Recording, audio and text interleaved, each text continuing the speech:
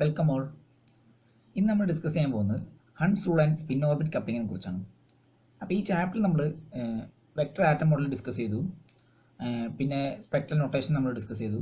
അപ്പോൾ ഒരു ആറ്റത്തിൻ്റെ outer most ഷെല്ലിലെ unpaired electrons പരസ്പരം കപ്പിൾ ചെയ്തിട്ട് ഡിഫറെൻറ്റ് എനർജി ഏഗൻ സ്റ്റേറ്റ്സ് ഫോം ചെയ്യുന്നുണ്ട്.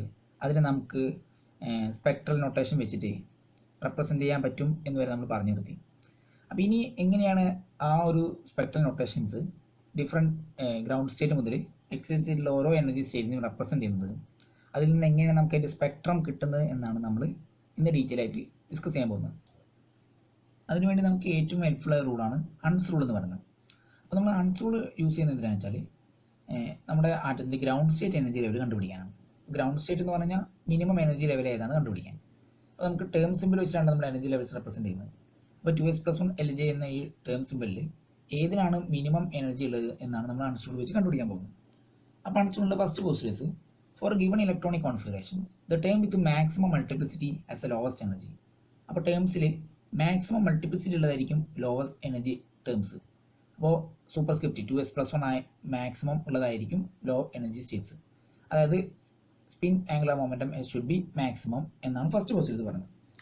സെക്കൻഡ് പോസ്റ്റുലേറ്റ് പറയുന്നത് for a given multiplicity the term with largest value of total orbital angular momentum has a lowest energy. അപ്പോൾ ഈ multiplicity ഉള്ള ടേംസിൽ തന്നെ സെയിം മൾട്ടിപ്ലിസിറ്റി ഉള്ള ടേംസിൽ orbital angular momentum L maximum ആണ് ഉള്ളതാണ് ലോ എനർജി ലെവൽ എന്ന് പറയുന്നത്. മൂന്നാമത്തെ പോസ്റ്റുലേറ്റ് പറയുന്നത് for a outer shell of an atom is less than or half filled the term having lowest J value will have minimum energy. അപ്പോൾ നമ്മുടെ outermost shell half ഫിൽഡോ അല്ലെങ്കിൽ half filled താഴെയാണെങ്കിൽ J value minimum ഉള്ളതായിരിക്കും minimum energy level. അതല്ല half ഫിൽഡിനേക്കാളും കൂടുതലാണ് outermost ഷെല്ലെങ്കിൽ J വാല്യൂ മാക്സിമം ഉള്ള ടൈം ആയിരിക്കും മിനിമം എനർജി ലെവൽ. അപ്പോൾ ഇതാണ് ഹൺസ് റൂൾ പറയുന്നത്. ഇനി ഇത് വെച്ച് നമുക്കൊരു ഹൈപ്പോത്തറ്റിക്കൽ എക്സാമ്പിൾ നോക്കാം, എങ്ങനെയാണ് ഇത് കണ്ടുപിടിക്കാൻ നോക്കാം. ഇവിടെ നമുക്ക് ഒരു 6 ടേം സിമ്പിൾ തന്നിട്ടുണ്ട്. അപ്പോൾ 6 എനർജി ലെവലാണ് ഇപ്പോൾ നമുക്ക് അലൗഡ് എനർജി ലെവൽസ് ആയിട്ടുള്ളത്. അപ്പോൾ ഇതിൽ ഏതാണ് മിനിമം എനർജി ലെവൽ എന്നാണ് കണ്ടുപിടിക്കാൻ പോകുന്നത്. അപ്പോൾ നമ്മുടെ ഫസ്റ്റ് പോസ്റ്റുലേറ്റ് പ്രകാരം മാക്സിമം മൾട്ടിപ്ലിസിറ്റി, അവിടെ മാക്സിമം മൾട്ടിപ്ലിസിറ്റി വരുന്നത് 3 ആണ്. അപ്പോൾ നമുക്ക് മറ്റേ ടേംസ് ഒഴിവാക്കാം. അപ്പോൾ 3p0, 3p1, 3d3, 3d1 ഇതാണ് ഇപ്പോൾ ഇതിൽ ഉള്ള മിനിമം എനർജി ലെവൽ. ഇനി ഈ ഇതിന് 4 സെയിം മൾട്ടിപ്ലിസിറ്റി ആണ്. സെയിം മൾട്ടിപ്ലിസിറ്റിയിൽ തന്നെ എനർജി കുറവുള്ള ടൈമാണ്. അതിന് orbital angular momentum L will be high ആവും. അപ്പോൾ ഇതിൽ പിയുടെ L വാല്യൂ എന്ന് പറയുന്നത് 1 ആണ്, ഡിയുടെ L വാല്യൂ എന്ന് പറഞ്ഞാൽ 2 ആണ്. അപ്പോൾ പി അല്ല ഡികളാണ് ഇവിടുത്തെ ഇതിലുള്ള മിനിമം എനർജി സ്റ്റേറ്റ്സ് മനസ്സിലായി. അപ്പോൾ 3d3, 3d1 ഉണ്ട്. ഇനി നമുക്ക് തേർഡ് പോസ്റ്റുലേറ്റ് യൂസ് ചെയ്ത് ഇതിൽ ഏതാണ് മിനിമം എന്ന് കണ്ടുപിടിക്കണമെങ്കിൽ നമുക്ക് അതിൻ്റെ ഔട്ടർ മോസ്റ്റ് ഷെല്ലിൽ എങ്ങനെയാണ് ഫിൽ ചെയ്തതെന്ന് അറിയണം. ആ ഫിൽഡോ അതിന് താഴെയാണെങ്കിൽ 3d1 ആയിരിക്കും, അതായത് J മിനിമം ഉള്ള ടൈം ആയിരിക്കും ലോവസ്റ്റ് എനർജി ലെവൽ.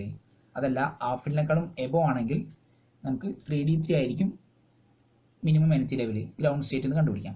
അപ്പോൾ ഇങ്ങനെയാണ് ഹൺസ് റൂൾ യൂസ് ചെയ്തിട്ട് നമ്മുടെ എനർജി ലെവൽസിൽ ഏതാണ് മിനിമം എനർജി ലെവൽ എന്ന് കണ്ടുപിടിക്കുന്നത്. മിനിമം മാത്രമല്ല അതിൻ്റെ ഓർഡർ, ഇപ്പോൾ ഏറ്റവും മിനിമം ഉള്ള എനർജി ലെവൽ ഈ ഒരു കേസിൽ 3d3 ആണെങ്കിൽ അങ്ങനെ, പിന്നെ അതിൻ്റെ കൂടുതലുള്ളത് 3d1, അതിൻ്റെ എബോ ഉള്ളത് 3p1, പിന്നെ 3p0, അങ്ങനെ ആ ഓർഡർ നമുക്ക് ഹൺസ് റൂൾ യൂസ് ചെയ്തിട്ട് കണ്ടുപിടിക്കാം. ഇനി നമ്മൾ റിയലിസ്റ്റിക് ആയ എക്സാമ്പിൾ നോക്കുകയാണ് ഓക്സിജൻ ആറ്റം. ഓക്സിജൻ്റെ അറ്റോമിക് നമ്പർ 8 ആണ്. അതിൻ്റെ electronic configuration 1s2, 2s2, 2p4 എന്ന് വരും. അപ്പോൾ ഔട്ടർ മോസ്റ്റ് സബ്ഷെൽ 2p ആണ്. അപ്പോൾ 2pയിൽ തന്നെ 2 ഇലക്ട്രോൺസ് കംപ്ലീറ്റ് ഫിൽഡ് ആയിരിക്കും 2pxൽ. pyയും pz ആയിരിക്കും അൺപെയ്ഡ് ഇലക്ട്രോൺസ് ഉണ്ടാവുക. ഈ 2 ഇലക്ട്രോൺസ് ആണ് തമ്മിൽ പരസ്പരം കപ്പ് ചെയ്യുന്നുണ്ടാവുക. അപ്പോൾ ഇതിന് രണ്ടും പി ഓർബിറ്റിലായതുകൊണ്ട് രണ്ടും L1 L2 എന്നുള്ളത് 1 ആയിരിക്കും. അപ്പോൾ LL കപ്ലിംഗ് പ്രകാരം ടോട്ടൽ L വാല്യൂ എന്നുള്ളത് L1 + L2 to L1 - L2, അത് 2, 1, 0 3 വാല്യൂസ് പോസിബിൾ ആണ്. ഇനി ഇതിൻ്റെ സ്പിൻ നോക്കുകയാണെങ്കിൽ രണ്ടും സ്പിൻ ഹാഫ് ആണ്. അപ്പോൾ ടോട്ടൽ സ്പിൻ എന്നുള്ളത് SS കപ്ലിംഗ് പ്രകാരം S1 + S2 to S1 - S2, അത് 1ഉം 0ഉം പോസിബിൾ ആണ്. ഇനി ഇതിൻ്റെ LS കപ്ലിംഗ് പ്രകാരം ടോട്ടൽ J വാല്യൂ നമ്മൾ കൺസ്ട്രക്ട് ചെയ്യാൻ വേണ്ടിയിട്ട് നമ്മൾ ഒരു ടേബിൾ കൺസ്ട്രക്ട് ചെയ്തു. L-ഉം S-നും കറസ്പോണ്ടുള്ള ടേബിൾ. അപ്പോൾ ഇതിൽ നമ്മൾ തേർഡ് കോളത്തിൽ മൾട്ടിപ്ലിസിറ്റി മാർക്ക് ചെയ്തു 2s+1. അപ്പോൾ S spin total spin value 1 വരുന്ന കേസിൽ മൾട്ടിപ്ലിസിറ്റി നമുക്ക് 2 × 1 + 1 3 കിട്ടി. അത് ട്രിപ്പിൾ സ്റ്റേറ്റ് ആണ്. ഇനി എസ് വാല്യൂ 0 ആണെങ്കിൽ നമുക്ക് മൾട്ടിപ്ലിസിറ്റി 1 കിട്ടും, അത് സിംഗിൾ സ്റ്റേറ്റ് ആണ്. അപ്പോൾ ജെ വാല്യൂ കണ്ടുപിടിക്കാൻ നമ്മൾ mod L plus S to mod L minus S കാണാണ് ചെയ്യുക. അപ്പോൾ അങ്ങനെ കറസ്പോണ്ടിങ് ജെ വാല്യൂ നമുക്ക് കിട്ടി. പക്ഷേ ഈ മൂന്നാമത്തെ കേസിൽ നമുക്ക് മൾട്ടിപ്ലിസിറ്റി 3യും പോസിബിൾ ജെ വാല്യൂ എന്നുള്ള 1 ആണ് കിട്ടിയത്. അപ്പോൾ അവിടെ നമുക്കൊരു കൺസെപ്റ്റ് നോക്കാനുണ്ട്. ഇപ്പോൾ നമുക്ക് മൾട്ടിപ്ലിസിറ്റി 2s+1 എപ്പോഴും, അപ്പോൾ ഈ മൾട്ടിപ്ലിസിറ്റിയും ജെയുടെ പോസിബിൾ ഓറിയന്റേഷനും സെയിം ആവുക എന്ന് പറയുന്നത് S less than or equal to L എന്ന കണ്ടീഷനിലാണ്. അതായത് ഓർബിറ്റൽ ക്വാണ്ടം നമ്പർ എൽ എന്നുള്ളത് എസിനേക്കാളും ഗ്രേറ്റർ ആവുന്ന കേസിൽ മാത്രമേ എന്താവുള്ളൂ, മൾട്ടിപ്ലിസിറ്റിയും ജെയുടെ പോസിബിൾ ഓറിയന്റേഷനും സെയിം ആയി വരുള്ളൂ. ഇപ്പോൾ ഈ പറഞ്ഞ കേസിൽ ഇവിടെ 3 ആയത് 3 ജെ വാല്യൂസ് പോസിബിൾ ആണ്, മൾട്ടിപ്ലിസിറ്റി 3 ആണ്. ഇവിടെ മൾട്ടിപ്ലിസിറ്റി 1 ആണ്, ഇപ്പോൾ ജെയുടെ വാല്യൂ 1 ആണ്. ഇനി എൽ ലെസ് ദാൻ ആവുന്ന കേസ്, എസ് സ്പിന്നിനേക്കാളും ലെസ് ദാൻ ആണ് എൽ. ഇപ്പോൾ നമ്മുടെ മൂന്നാമത്തെ കേസിൽ എസ് ആണല്ലോ ഗ്രേറ്റർ ദാൻ ഉള്ളത്, എൽ ലെസ് ദാൻ ആണ്. അപ്പോൾ ആ കേസിൽ പോസിബിൾ ജെ വാല്യൂസ് എന്നത് 2l+1 ആണ്. പോസിബിൾ ഓറിയന്റേഷൻ ഓഫ് ജെയുടെ ഓറിയന്റേഷൻ 2l+1 ആണ്. അത് S plus L to S minus L. അപ്പോൾ അവിടെ എൽ എന്നുള്ളത് 0 ആകുമ്പോൾ എന്ത് വരും, ജെയുടെ വാല്യൂ 1 വരും. അപ്പോൾ ഓൺലി 1 ഓറിയന്റേഷൻ ഇസ് പോസിബിൾ. അങ്ങനെയാണ് നമുക്ക് മൾട്ടിപ്ലിസിറ്റി 3 ആണെങ്കിൽ കൂടി ജെക്ക് ഓൺലി 1 വാല്യൂ മാത്രം പോസിബിൾ ആവുന്നത്. ഇനി നമ്മൾ അടുത്ത കോളത്തിൽ ഇതിൻ്റെ റെപ്രസെൻറ്റേഷൻ ചെയ്തിട്ടുണ്ട്. മൾട്ടിപ്ലിസിറ്റി നമ്മൾ സൂപ്പർസ്ക്രിപ്റ്റ് ആയിട്ടും എൽ എന്നുള്ളത് എസ് പി ഡി എന്നുള്ള ടേമിലും പോസിബിൾ ജെ വാല്യൂസ് സബ്സ്ക്രിപ്റ്റ് ആയിട്ടും റെപ്രസെൻറ്റ് ചെയ്തു. ഇനി ഇതിൽ തന്നെ എല്ലാ എനർജി ലെവൽസും അലൗഡ് അല്ല. Even L plus S even ആവുന്ന എനർജി ലെവൽസ് മാത്രമേ അലൗഡ് ഉള്ളൂ. എൽ പ്ലസ് എസ് ഓഡ് ആവുന്ന സ്റ്റേറ്റ്സ് നോട്ട് അലൗഡ് ആണ്. അപ്പോൾ അത് വെച്ച് നമ്മൾ മാർക്ക് ചെയ്യണം. അപ്പോൾ അങ്ങനെ നോക്കുമ്പോൾ നമുക്ക് 3 റോ മാത്രമേ അലൗഡ് സ്റ്റേറ്റ്സ് കിട്ടുന്നുള്ളൂ. അതായത് 3p210യും 1d2യും 1s0യും. ഇത്രയും 5 സ്റ്റേറ്റ്സ് മാത്രമേ നമുക്ക് ഓക്സിജൻ ആറ്റത്തിൽ പോസിബിൾ എനർജി സ്റ്റേറ്റ്സ് ഉള്ളൂ. ഇനി നമ്മൾ അൺസൂൾ പ്രകാരം ഇതിൽ ഏതാണ് ഗ്രൗണ്ട് സ്റ്റേറ്റ് എനർജി ലെവലിനെ റെപ്രസെൻറ്റ് ചെയ്യുന്ന ടേം സിമ്പൽ എന്ന് നോക്കുകയാണ്. അപ്പോൾ ഫസ്റ്റ് പോസിറ്റീവ്സ് പ്രകാരം മാക്സിമം മൾട്ടിപ്ലിസിറ്റി ഉള്ള ടേം ആവും. അപ്പോൾ ഇതിൽ മാക്സിമം മൾട്ടിപ്ലിസിറ്റി വന്ന് 3 ആണ്. അപ്പോൾ ഫസ്റ്റത്തെ 3 ടേമിലായിരിക്കും നമ്മുടെ ലോവസ്റ്റ് എനർജി ലെവൽ ഉണ്ടാവുക. അതിൽ തന്നെ possible L value, L maximum ആയിരിക്കണം. എൽ ഇവിടെ എല്ലാറ്റും 3ഉം സെയിം ആണ്, സെയിം എൽ = 1 ആണ്. അപ്പോൾ 3ഉം സെയിം ആണ്, 3ഉം പി എൻ അല്ലേ. അപ്പോൾ എൽ വാല്യൂ ഇപ്പോൾ 3ഉം ഒരേ ലെവലാണ്. ഇനി പോസിബിൾ ജെ വാല്യൂ എന്നുള്ളത് നോക്കണം. അതിന് നമ്മൾ ഔട്ടർ മോസ്റ്റ് ഷെല്ല് നോക്കുമ്പോൾ ഇത് ഗ്രേറ്റർ ദാൻ ഹാഫ് ഫിൽഡ് ആണ്, ഹാഫ് ഫിൽഡിനേക്കാളും ഗ്രേറ്റർ ദാൻ ആണ്. അതുകൊണ്ട് ജെ വാല്യൂ മാക്സിമം ഉള്ളതായിരിക്കും മിനിമം എനർജി ലെവൽ. അതായത് ജെ വാല്യൂ മാക്സിമം ഉള്ളത് ഇതിനാ 3p2 ആണ് ജെ വാല്യൂ. അപ്പോൾ ഇതായിരിക്കും ഇതിൻ്റെ ഗ്രൗണ്ട് സ്റ്റേറ്റ് എനർജി ലെവൽ. പിന്നെ അതിന് തൊട്ട് മുകളിലുള്ള എനർജി ലെവൽ ഏത് വരും, 3p1, അതിന് മുകളിൽ 3p0, പിന്നെ അതിന് മുകളിൽ 1d2, പിന്നെ 1s0. അപ്പോൾ നമ്മൾ അതിൻ്റെ എനർജി ലെവൽസ് നമുക്കിങ്ങനെ മാർക്ക് ചെയ്യാൻ പറ്റും. അപ്പോൾ ഇങ്ങനെയാണ് നമ്മൾ വെക്ടർ ആറ്റം മോഡൽ പ്രകാരം LS കപ്ലിംഗ് പ്രകാരം നമുക്ക് അതിൻ്റെ പോസിബിൾ എനർജി വാല്യൂസ് നമ്മൾ ടേം സിമ്പിൾ റെപ്രസെൻറ്റ് ചെയ്തു. ആ ടേം സിമ്പിൾ റെപ്രസെൻറ്റ് ചെയ്തിട്ട് അതിൽ തന്നെ നമുക്ക് അൺസൂൾ പ്രകാരം ഏതാണ് ground state, increasing order of energy level കണ്ടുപിടിച്ചത്. അപ്പോൾ ഇങ്ങനെയാണ് നമുക്ക് ഓക്സിജൻ്റെ പോസിബിൾ എനർജി ലെവൽസ് ഇങ്ങനെയാണ് കണ്ടുപിടിക്കുന്നത്. അപ്പോൾ നമ്മുടെ എനർജി സ്റ്റേറ്റ്സ് നമുക്ക് കിട്ടിക്കഴിഞ്ഞാൽ പിന്നെ നമ്മൾ അടുത്ത് നോക്കുന്നത് ഇലക്ട്രോൺ ട്രാൻസിഷൻ ആണ്. ഓരോ എനർജി ലെവലിലുള്ള ട്രാൻസിഷൻസ് ഏതൊക്കെയാണ് പോസിബിൾ ആവുന്നതാണ്. അപ്പോൾ ആ ഇലക്ട്രോൺ ട്രാൻസിഷൻ നമുക്ക് അറ്റോമിക് സ്പെക്ട്ര ആണ് നമുക്ക് തരിക. അപ്പോൾ ഹൈഡ്രജൻ ആറ്റത്തിൻ്റെ അറ്റോമിക് സ്പെക്ട്ര നമ്മളൊന്ന് ഒബ്സർവ് ചെയ്യണം. അപ്പോൾ ഹൈഡ്രജൻ ആറ്റത്തിൻ്റെ സെലക്ഷൻ റൂൾ എന്ന് പറയുന്നത് delta N = any value, delta L = +or -1. Delta N = any value എന്ന് പറയുമ്പോൾ 1ൽ നിന്ന് 2ലേക്കോ 3ലേക്കോ 4ലേക്കോ ഒക്കെ പോസിബിൾ ആണ്. പക്ഷേ ഡെൽറ്റ എൽ = +or -1 ആണ് സെയിം സ്റ്റേറ്റ്സിലേക്കുള്ള ട്രാൻസിഷൻ പോസിബിൾ അല്ല എന്ന്. ഇതാണ് നമ്മുടെ സ്പെക്ട്ര ഹൈഡ്രജൻ ആറ്റത്തിൻ്റെ പോസിബിൾ ട്രാൻസിഷൻ എന്ന് പറയുന്നത്. അപ്പോൾ ഇവിടെ 1sൽ നിന്ന് 1ൽ നിന്ന് നമുക്ക് 2ലേക്കും 3ലേക്കും 4ലേക്കും ഒക്കെ ട്രാൻസിഷൻ പോസിബിൾ ആണ്. പക്ഷേ എസ്സിൽ നിന്ന് പിയിലേക്കോ, പിയിൽ നിന്ന് ഡിയിലേക്കോ, ഡിയിൽ നിന്ന് എഫിലേക്കോ ഈ രീതിയിൽ മാത്രമേ ട്രാൻസിഷൻ പോസിബിൾ ആവുള്ളൂ. അല്ലെങ്കിൽ പിയിൽ നിന്ന് എസ്സിലേക്കും വരാം, പക്ഷെ പിയിൽ നിന്ന് P to P transition possible അല്ല. അതാണ് ഈ സെലക്ഷൻ റൂൾ പ്രകാരം നമുക്ക് കിട്ടുന്നത്. ഇനി നമ്മൾ ഈ സ്പെക്ട്ര, ഇപ്പോൾ ഈ ഓരോ ട്രാൻസിഷൻ എന്നുള്ളത് ഓരോ സിംഗിൾ ലൈൻസ് ആയിട്ടായിരിക്കും നമ്മൾ എക്സ്പെക്ട് ചെയ്യുക. കാരണം ഓരോ ട്രാൻസിഷൻ എന്ന് പറഞ്ഞു കഴിഞ്ഞാൽ അത് ആ ഡിസ്ക്രീറ്റ് എനർജീനെ അബ്സോർബ് ചെയ്തു, അല്ലെങ്കിൽ എമിഷൻ സ്പെക്ട്ര ആണെച്ചെങ്കിൽ ആ ഡിസ്ക്രീറ്റ് എനർജി ആയിരിക്കും നമുക്ക് എമിറ്റ് ചെയ്യുന്നുണ്ടായിരിക്കുക. പക്ഷേ close examination of experimental spectra of hydrogen shows that some of the energy levels, some of the spectral lines are doublets. അപ്പോൾ ഇത്തരത്തിൽ ഒരു സിംഗിൾ എനർജി ട്രാൻസിഷൻ നമ്മൾ എക്സ്പെക്ട് ചെയ്തപ്പോൾ നമ്മൾ ഒന്നുകൂടി ക്ലോസ് ഒബ്സർവേഷൻ നടത്തുമ്പോൾ നമുക്ക് മനസ്സിലാവുന്നത് അവിടെ ഡബ്ലറ്റ്സ് ഫോം ചെയ്യുന്നുണ്ട്. അത് 2 ലൈൻസ് അടുത്തടുത്ത് വരുന്നുണ്ട്. അപ്പോൾ ഈ ഡബ്ലറ്റ്സ് ഫോർമേഷൻ എങ്ങനെയാണ് നമുക്ക് എക്സ്പ്ലെയിൻ ചെയ്യാൻ പറ്റുകയെന്നാണ് നോക്കുന്നത്. അതിനുവേണ്ടി നമ്മൾ സ്പിൻ ഓർബിറ്റ് കപ്ലിങ്ങിനെ കുറിച്ച് സ്റ്റഡി ചെയ്യണം. ഇലക്ട്രോൺ ഒരു ആറ്റത്തിൻ്റെ സെൻട്രൽ ന്യൂക്ലിയസിന് ചുറ്റുമുള്ള പൊട്ടൻഷ്യലിൽ കിടന്ന് റിവോൾവ് ചെയ്യണം. ഇങ്ങനെ ഈ ഒരു ഓർബിറ്റിൽ കിടന്ന് റൊട്ടേറ്റ് ചെയ്യുന്ന മൂലം അതിനൊരു ഓർബിറ്റൽ ആംഗുലർ മൊമെന്റും സ്വന്തം ആക്സിൽ കിടന്നിട്ടുള്ള സ്പിന്ന് മൂലം സ്പിൻ ആംഗുലർ മൊമെന്റും ഉണ്ടാകുന്നുണ്ട്. ഈ ഓർബിറ്റൽ ആംഗുലർ മൊമെന്റും സ്പിൻ ആംഗുലർ മൊമെന്റും ഉണ്ടാവുന്ന ഇന്ററാക്ഷനെയാണ് നമ്മൾ സ്പിൻ ഓർബിറ്റ് ഇന്ററാക്ഷൻ എന്ന് പറയുന്നത്. ഇതാണ് നമ്മൾ സ്പിൻ ഓർബിറ്റ് കപ്ലിംഗ് എന്ന് പറഞ്ഞ് റെപ്രസെന്റ് ചെയ്യുന്നത്.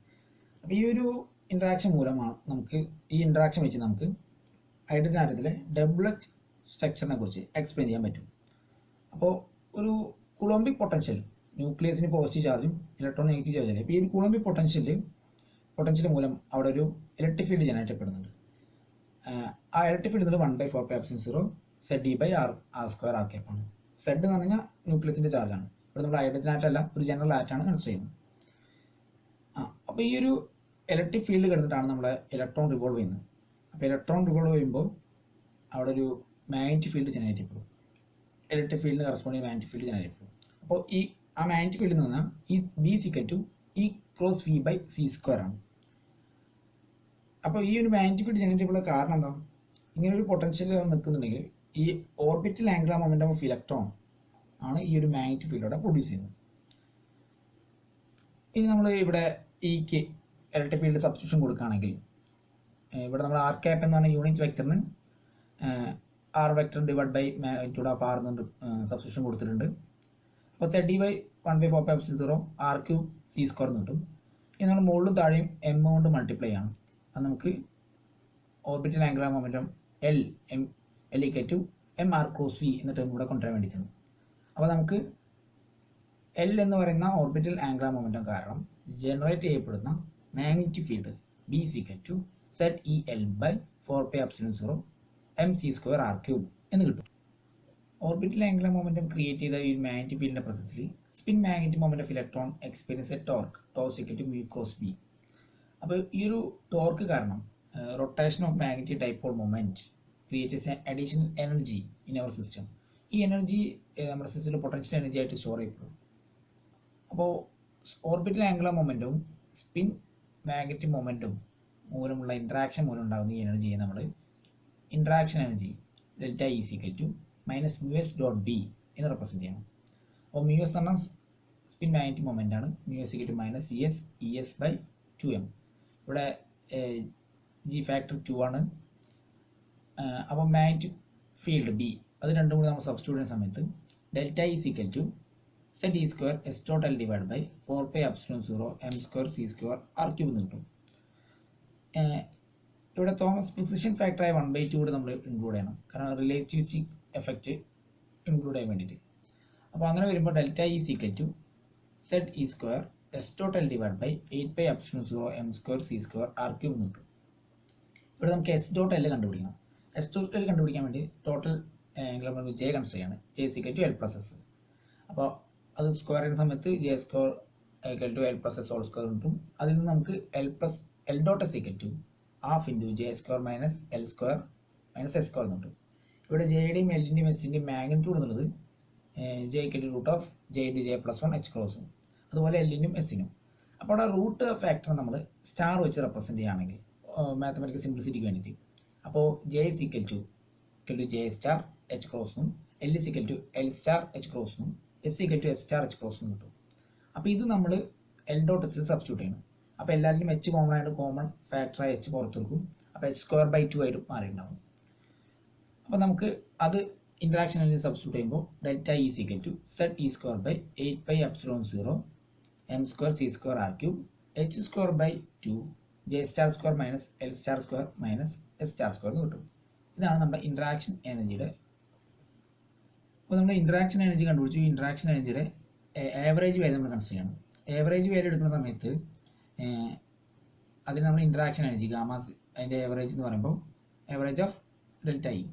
അപ്പോൾ ഇവിടെ ബാക്കിയുള്ള എല്ലാ ടേംസും കോൺസ്റ്റന്റ് ആണ്. ഇപ്പോൾ ഈ R0 മാത്രമേ R³ മാത്രമേ വേരിങ് ക്വാണ്ടിറ്റി ഉള്ളൂ. അപ്പോൾ അതിനെ മാത്രമേ ആവറേജ് എടുത്താൽ മതി. 1/R³ ആവറേജ് എന്ന് പറഞ്ഞാൽ Z³ divide by A0³ N³ L × L+1 L+½ ആണ്. ഇവിടെ A0 എന്നത് ബോർ റേഡിയസ് ആണ്. h² divide h²ε0 by m². അപ്പോൾ 1/R³ ഈ വാല്യൂ നമ്മളിവിടെ സബ്സ്റ്റിറ്റ്യൂട്ട് ചെയ്യുന്ന സമയത്ത് നമുക്ക് ഇൻട്രാക്ഷൻ എനർജി ഗാമ = ഈ ഫോമിൽ കിട്ടും. അപ്പോൾ നമുക്ക് ഇൻട്രാക്ഷൻ എനർജി കിട്ടിക്കഴിഞ്ഞു. പിന്നെ ഈ ഇൻട്രാക്ഷൻ എനർജി നമുക്ക് റെലവൻ്റ് ആയ ടേംസിലേക്ക് നമ്മൾ കൺവേർട്ട് ചെയ്യണം. മാത്തമാറ്റിക്കൽ റീഅറേഞ്ച്മെന്റ് നടത്തേണ്ടി വരും. അപ്പോൾ അതിന് ഫസ്റ്റ് റിഡ്ബർഗ് കോൺസ്റ്റന്റിന്റെയും ഫൈൻ സ്ട്രക്ചർ കോൺസ്റ്റന്റിന്റെയും ഫോമിലേക്കാണ് നമ്മൾ മാറ്റുന്നത്. അപ്പോൾ അങ്ങനെ മാത്തമാറ്റിക്കൽ അറേഞ്ച്മെന്റിന് ശേഷം നമുക്ക് gamma = a/2 j² - l² - s² എന്ന് കിട്ടും. റീഅറേഞ്ച്മെന്റ് ഇവിടെ a എന്ന് പറഞ്ഞ കോൺസ്റ്റന്റ് ഇങ്ങനെയാണ്. ഇതിൽ വലിയ കോംപ്ലിക്കേഷൻ ഇല്ല റീഅറേഞ്ച്മെന്റ്. കാരണം റിഡ്ബർഗ് കോൺസ്റ്റന്റ് r എന്ന് പറഞ്ഞാൽ നമുക്ക് ഇവിടെ തന്നിട്ടുണ്ട്. ആൽഫയും ഈ alpha fine structure constant square ചെയ്യുക, എന്നിട്ട് hc കൊണ്ട് മൾട്ടിപ്ലൈ ചെയ്യുക. അപ്പോൾ r ആൽഫ hc കിട്ടും. ഈ r ആൽഫ സ്ക്വയർ hc കണ്ടുപിടിച്ചാൽ അപ്പോൾ നമുക്ക് ഇവിടെ ഈ Z⁴ ഒഴികെ ബാക്കിയുള്ള ഈ ന്യൂമറേറ്റർ ഡിനോമിനേറ്ററിൽ ഇത്രയും ഭാഗം നമുക്ക് കിട്ടും. അപ്പോൾ അത് നമ്മളിവിടെ സബ്സ്റ്റിറ്റ്യൂട്ട് ചെയ്ത് കഴിഞ്ഞാൽ നമുക്ക് ഗാമയെ നമുക്ക് ഈ ഒരു ഫോമിലേക്ക് കൺവേർട്ട് ചെയ്ത് എഴുതാം. അപ്പോൾ ഇവിടെ നമുക്ക് കിട്ടുന്ന കൺക്ലൂഷൻ എന്താണെന്ന് വെച്ചാൽ the spin orbit interaction is more prominent in heavy elements. അതെങ്ങനെ കിട്ടി? ഇവിടെ Z⁴ അല്ലേ. അപ്പോൾ Z എന്ന പ്രൊമിനന്റ് ഹെവി എലമെന്റ്സ് ആകുമ്പോൾ Z വാല്യൂ ഗ്രേറ്റർ ആകും, അറ്റോമിക് നമ്പർ കൂടും. അപ്പോൾ Z വാല്യൂ കൂടുന്നതനുസരിച്ച് Z⁴ ടേംസിലാണ് നമ്മുടെ ഗാമ ഇൻട്രാക്ഷൻ എനർജി മാറുന്നത്. അപ്പോൾ സ്പിൻ ഓർബിറ്റ് ഇൻട്രാക്ഷൻ ഹെവി എലമെന്റ്സിൽ പ്രൊമിനന്റ് ആയി മാറും എന്നർത്ഥം. അതുപോലെ doublet separation decreases as L increases. അപ്പോൾ ഈ ഗാമ എന്നാണ് നമുക്ക് റെപ്രസെന്റ് ചെയ്തത് സ്പിൻ ഓർബിറ്റ് ഇൻട്രാക്ഷൻ എനർജി കാരണം ഈ ഡബ്ലറ്റ് ഫോം ചെയ്യാണ്. അപ്പോൾ ഈ ഒരു എനർജി ഡിഫറൻസ് ആണ് നമ്മുടെ എനർജി ലെവൽസിൽ ഉണ്ടാകുന്നത്. ആ എനർജി ഡിഫറൻസ് കാരണമാണ് ഡബ്ലറ്റ്സ് ഫോം ചെയ്യുന്നത്. അപ്പോൾ ആ doublets formation decreases as L increases. L increase ചെയ്യുമ്പോൾ L നമ്മുടെ ഡിനോമിനേറ്ററിലാണ്. അപ്പോൾ L ഇൻക്രീസ് ചെയ്യുന്ന സമയത്ത് ഇൻട്രാക്ഷൻ എനർജി കുറയും. അതുകൊണ്ട് doublet separation decreases as L increases. ഇത് രണ്ടാണ് നമുക്ക് കിട്ടുന്ന കൺക്ലൂഷൻ. അപ്പോൾ ഇതിന്റെ ബേസിൽ നമ്മൾ fine structure of hydrogen atom explain ചെയ്യാൻ നോക്കണം. അപ്പോൾ ഇൻക്ലൂഡിംഗ് സ്പിൻ ഓർബിറ്റ് കപ്ലിംഗ് കൂടി നമ്മൾ ഇൻക്ലൂഡ് ചെയ്യുന്ന സമയത്ത് J സ്പ്ലിറ്റിംഗ് കൂടി നടക്കും. നമ്മുടെ അറ്റോമിക് ലെവൽസ് ഒന്നും കൂടി സ്പ്ലിറ്റ് ചെയ്യും നമ്മൾ പറഞ്ഞു ഇൻട്രാക്ഷൻ എനർജിയുടെ ടൈമിൽ. അപ്പോൾ അതുവഴി നമ്മൾ സെലക്ഷൻ റൂളിൽ ഡെൽറ്റ J = 0, ഡെൽറ്റ +or-1 എന്ന് പറഞ്ഞ രണ്ട് അഡീഷണൽ കൺസ്ട്രെയിൻ കൂടി വരികയാണ്. അപ്പോൾ അങ്ങനെ വരുമ്പോൾ നമ്മുടെ സ്പെക്ട്രം ഇങ്ങനെയായിട്ട് നമ്മുടെ എനർജി ലെവൽസിൽ ട്രാൻസിറ്റ്സ് ഇങ്ങനെ നമുക്ക് റെപ്രസെന്റ് ചെയ്യാം. അപ്പോൾ ഒരു വാല്യൂ ഒരു P സ്റ്റേറ്റ് എന്നുള്ളത് രണ്ടെണ്ണമായിട്ട് സെപ്പറേറ്റ് ചെയ്യപ്പെടാണ്. അപ്പോൾ ഈ തമ്മിലുള്ള സെപ്പറേഷനാണ് നമ്മൾ ഇൻട്രാക്ഷൻ എനർജി പറഞ്ഞത്. അപ്പോൾ L = 0 ആണ് ഉള്ള കേസിൽ, അതായത് S സ്റ്റേറ്റുകളിലൊക്കെ സ്പ്ലിറ്റിംഗ് ഉണ്ടാവില്ല. കാരണം L 0 ആണെങ്കിൽ L കാരണം ഓർബിറ്റൽ ആംഗുലർ മൊമെന്റം കാരണം ഒരു മാഗ്നറ്റിക് ഫീൽഡ് ജനറേറ്റ് ചെയ്യപ്പെടുന്നില്ല. ആ മാഗ്നറ്റിക് ഫീൽഡ് മൂലം ആണല്ലോ നമ്മൾ ഇൻട്രാക്ഷൻ എനർജി വരുന്നത്. അപ്പോൾ S സ്റ്റേറ്റുകൾക്ക് സ്പ്ലിറ്റിംഗ് വരില്ല. ബാക്കിയുള്ള ഹയർ സ്റ്റേറ്റിലൊക്കെ L 1, 2, 3 അങ്ങനെയുള്ള ഹയർ സ്റ്റേറ്റിലൊക്കെ സ്പിൻ ഓർബിറ്റ് കപ്ലിംഗ് റെലവൻ്റ് ആവും. പിന്നെ നമ്മൾ പറഞ്ഞു L-ന്റെ വാല്യൂ ഇൻക്രീസ് ചെയ്യുന്നതനുസരിച്ച് ഇൻട്രാക്ഷൻ എനർജി കുറഞ്ഞു വരികയാണ്. ഇവിടെ L-ന്റെ വാല്യൂ ഇൻക്രീസ് ചെയ്യുന്ന പറയുമ്പോൾ P-ലുള്ള ഇൻട്രാക്ഷൻ എനർജി അല്ല D-യിൽ വരുമ്പോൾ വളരെ കുറവാണ്. അതുപോലെ 2P-ലുള്ള അല്ല 3P-യിലെ വീണ്ടും ഹയർ സ്റ്റേറ്റിലേക്ക് പോകുന്നതോടും ഡിക്രീസ് ചെയ്ത് വരുന്നുണ്ട്. ഈ രീതിയിലാണ് നമുക്ക് അതിന്റെ സ്പെക്ട്രം കിട്ടുക. അപ്പോൾ ഒരു സിംഗിൾ ട്രാൻസിഷൻ 1s-ൽ നിന്ന് 2P-യിലേക്കുള്ള സിംഗിൾ ട്രാൻസിഷന് പകരം ഈ 2P എന്നുള്ള ലെവല് സ്പിൻ ഓർബിറ്റ് കപ്ലിംഗ് മുഖാന്തരം രണ്ടെണ്ണമായിട്ട് സ്പ്ലിറ്റ് ചെയ്ത കാരണം നമുക്ക് രണ്ട് ട്രാൻസിഷൻ ഈ ഒറ്റ സിംഗിൾ ലൈനിന് പകരം നമുക്ക് രണ്ട് ഡബ്ലറ്റ്സ് ആണ് കിട്ടുന്നത്. അപ്പോൾ ഇങ്ങനെയാണ് നമ്മൾ സ്പിൻ ഓർബിറ്റ് കപ്ലിംഗ് മൂലം നമ്മുടെ ഹയർ എനർജി ലെവൽസ് സെപ്പറേറ്റ് ചെയ്യുന്ന മൂലം നമുക്ക് ഡബ്ലറ്റ്സ് ഫോർമേഷൻ എക്സ്പ്ലെയിൻ ചെയ്യാൻ പറ്റുന്നത്. നമ്മുടെ ഈ വീഡിയോയിൽ പോസിബിൾ എനർജി ലെവൽസിൽ നിന്ന് എനർജി ലെവൽ ഡയഗ്രാം, അതിൽ possible transitions, fine structure of hydrogen atom, ഇത്രയും കാര്യങ്ങൾ നമ്മൾ എക്സ്പ്ലെയിൻ ചെയ്തു.